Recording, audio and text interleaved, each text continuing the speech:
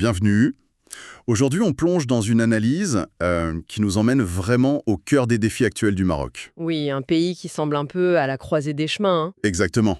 Face à des enjeux sociaux, économiques, politiques, ça bouscule le modèle de développement qu'on connaissait. Une transformation semble nécessaire, c'est le moins qu'on puisse dire. Et pour explorer ça, on s'appuie sur les travaux de Younes Benan, surtout son livre Vision pour le nouveau modèle politique marocain. Qui compile pas mal de recherches, c'est ça? Oui, des études, des enquêtes de l'Institut d'études sociales et médiatiques, le SMSI, assez récentes d'ailleurs, entre 2020 et 2024. D'accord, une base de données solide donc. Voilà. Alors, l'objectif qu'on se fixe ensemble, c'est quoi? C'est décortiquer un peu ce diagnostic posé sur la situation marocaine. Mhm. Et comprendre la trajectoire qui est proposée, cette idée de passer Et justement, d'un État-providence, Dolaraya, vers un État leader du développement, Dolal Qaïda Littenmia. c'est ça. Comment renouveler le contrat social, politique, selon ses analyses. Allons-y, on regarde ça de plus près. Le point de départ, c'est vrai que c'est assez frappant. Oui, ce que montrent les enquêtes du SMSI, c'est un malaise, une méfiance assez généralisée, surtout chez les jeunes.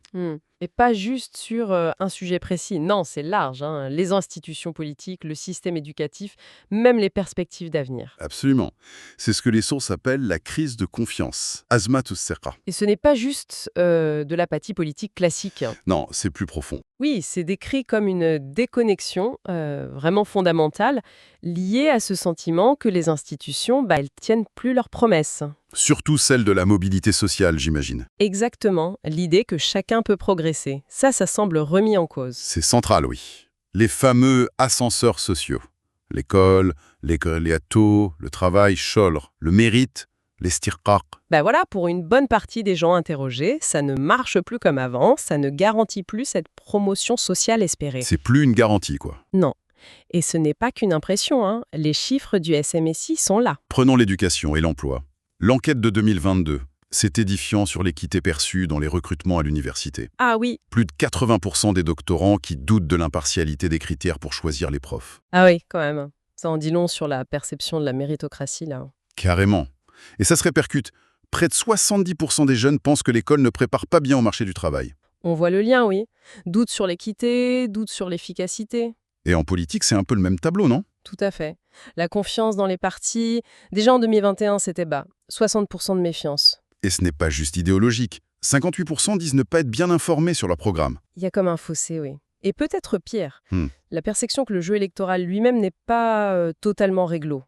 Que l'argent, les influences pèsent lourd. Plus de 80% le pensaient en 2021. Quand la confiance dans le processus même est touchée à ce point, Oui, ça mesure l'ampleur de la crise. Et ça nous ramène à cette opposition mérite contre relation. El-Zoubounia ou el-Mahsoubiya contre la compétence. Ce sentiment que les passe-droits, le réseau, comptent plus que la compétence. C'est très présent dans l'analyse de Benan sur la corruption. D'ailleurs, il y a ce chiffre. Plus de la moitié des jeunes, 50,5%, qui pensent que l'État n'est pas sérieux dans sa lutte contre la corruption. El Fassad. C'est énorme. Et toutes ces frustrations accumulées, parfois, ça déborde. Comme la manif d'Aït Bouguemez en juillet 2023. Exactement. L'analyse la présente comme une illustration. Une marche pacifique, partie d'une zone rurale, pour demander des choses basiques. Routes, santé, Internet. Des permis de construire aussi, non? Le développement local, en fait. Voilà. L'expression de besoins fondamentaux qui ne sont pas satisfaits. Et puis, il y a ce symptôme plus discret, mais révélateur. L'immigration. il rigera. Oui. Le fait que 30% des jeunes disent vouloir partir, ce n'est pas juste l'aventure. Non, c'est vu comme une conséquence de cette rupture du contrat social, du manque de perspective au pays. Tout à fait. Et tout ça, ça mène à un concept important dans l'analyse, l'exclusion structurelle, et l'Iqsa al-Beniaoui. C'est-à-dire, L'idée que les inégalités, la marginalisation, ce ne sont pas que des accidents. C'est en partie le système lui-même qui les produit. comment ça? Les disparités entre régions, la fracture ville-campagne, la centralisation des décisions, tout ça contribue à cette crise de confiance. Surtout chez les jeunes qui se sentent Mis de côté. comme si les dés étaient pipés dès le départ pour certains. C'est un peu ça l'idée. Une perspective assez dure, oui. Ça questionnait la légitimité même des institutions, des processus comme les élections, c'est un cran au-dessus. Bon, face à ce diagnostic, disons préoccupant, que disent les sources sur la réaction au sommet de l'État, les discours royaux notamment? Alors ça, c'est un point central de l'analyse de Banane. Les discours de Mohamed VI, entre 2014 et 2023, sont vraiment décortiqués. Et pas juste comme des discours formels. Non, pas du tout. Ils sont lus comme de vrais actes politiques, des signaux majeurs envoyés à tout le système. D'accord. Et quels sont les thèmes qui reviennent le plus? Il y a d'abord un diagnostic, souvent direct, des problèmes. L'administration inefficace, la crise de confiance qui est nommée, le modèle de développement qui est dépassé. Mhm. Et puis, des appels répétés, de plus en plus forts, à la compétence, el-kafa'a, à la reddition de comptes, el-muhasaba. Et à la sérieuxité, El Jidiyya. Ce mot a marqué. Absolument. Et bien sûr, l'appel constant à un nouveau modèle de développement. Là, ça devient vraiment intéressant. Cette insistance sur la performance, les résultats. Comment l'analyse voit cette évolution dans le discours? Elle décrit un glissement assez fascinant sur la décennie.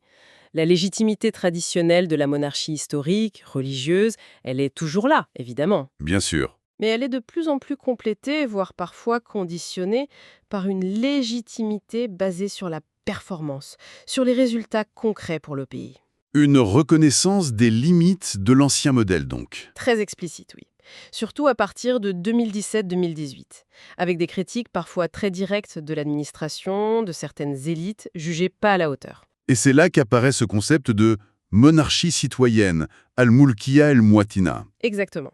C'est un concept clé que Benan explore. Et ça veut dire quoi concrètement selon la source? Plusieurs choses. D'abord, une monarchie qui se veut plus proche des gens, à l'écoute des soucis quotidiens.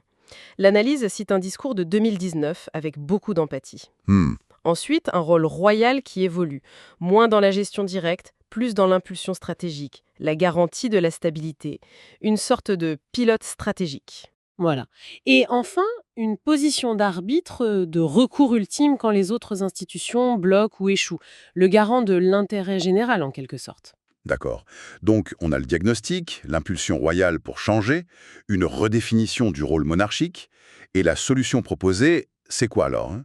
C'est là qu'arrive cette idée centrale. Passer à un État leader du développement, à Doul al-Qaïda, la Tanbiya. Dépasser l'État-providence, à Doul al-Raya. Oui, l'État-providence est nécessaire, mais plus suffisant, selon l'analyse. Trop passif face aux défis. L'État leader, lui, serait proactif, stratège, un vrai pilote. Ok.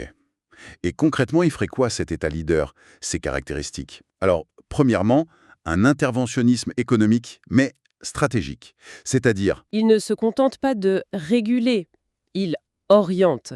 Il choisit des secteurs d'avenir, il dirige les investissements publics pour les booster. Un peu comme certains pays d'Asie, mais adapté au Maroc, bien sûr. d'accord, un État qui parie sur l'avenir. Quoi d'autre?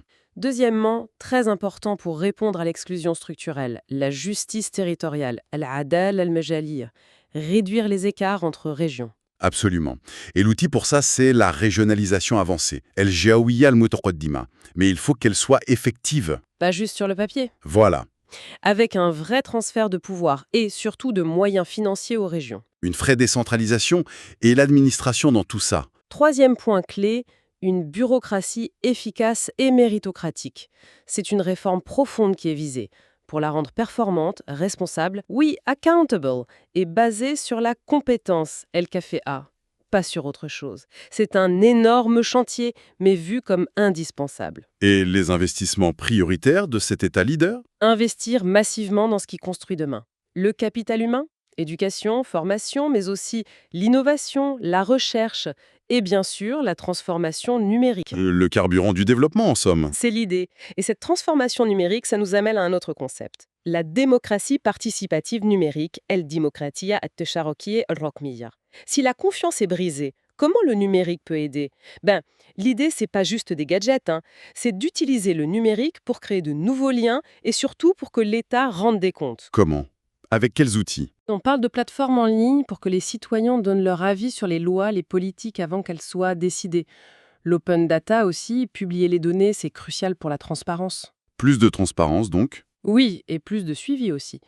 Pouvoir voir en ligne où en est un projet public près de chez soi, comment l'argent est utilisé. Ah oui, ça serait utile. Et des moyens numériques pour interpeller les responsables, obtenir des réponses. Le but, c'est de créer des boucles de retour, que les gens voient que leur avis compte ou au moins qu'on leur répond. C'est ça qui pourrait reconstruire la confiance, petit à petit. C'est l'espoir formulé dans ces analyses, oui. Montrer la réactivité, la transparence. C'est une vision assez ambitieuse pour le numérique. Effectivement. Et donc, tout ça s'articule en 3 piliers pour ce nouveau modèle. Lesquels? La monarchie citoyenne, vision stratégique, stabilité, arbitrage. Ok. L'État leader du développement, le bras armé efficace qui met en œuvre, assure l'équité et modernise. D'accord. Et tertio? La démocratie participative numérique. C'est le lien, ce qui reconnecte État et citoyens, renforce la confiance. Ces 3-là sont vus comme inséparables. Et est-ce que cette vision s'inspire de modèles étrangers? Oui, il y a des mentions d'expérience internationale, mais avec une grosse insistance sur l'adaptation.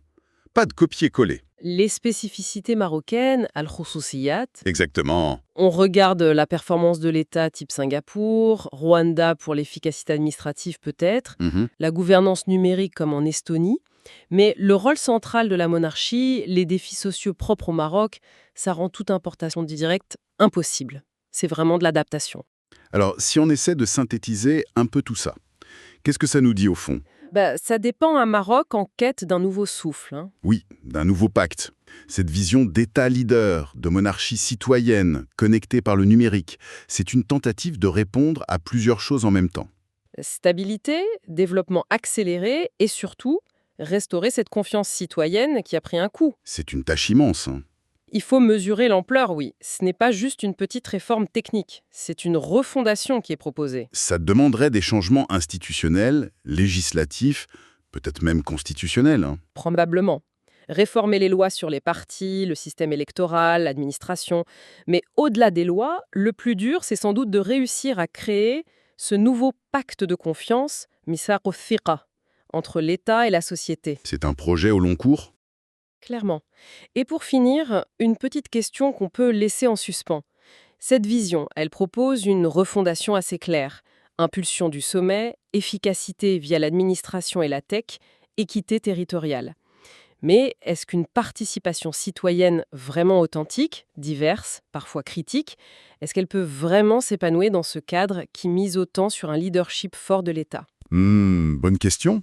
Ou est-ce que ce recours à l'État leader, même modernisé, ne risque pas de créer de nouvelles formes de centralisation, certes plus performantes, mais qui limiteraient l'espace démocratique au sens large? C'est une tension intéressante, oui, entre efficacité dirigée et participation ouverte. Voilà. Une réflexion à poursuivre, peut-être.